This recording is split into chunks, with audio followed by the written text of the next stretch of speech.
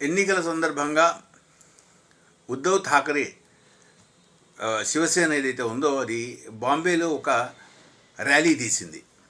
ఆ ర్యాలీలో యాక్చువల్గా శివసేన అంతా కూడా హిందుత్వవాదపు భావజాలాన్ని కలిగి ఉంటుంది. అయితే ఇందులో మాత్రము మొత్తము అంతా కూడా ఈ ర్యాలీ మొత్తం అంతా కూడా ముస్లింలకు సంబంధించిన ఆకుపచ్చ రంగు జెండాలు రెపరెపలాడడం కనిపించింది. క్రమేపీ ఉద్ధవ్ ఠాకరే వల్ల శివసేన హిందుత్వ భావానికి దూరం అవుతోంది.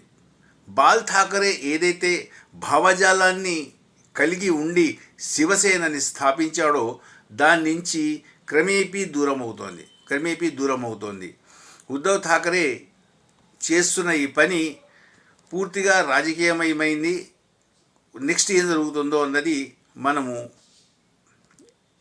సమీప భవిష్యత్తులో చూడాలి.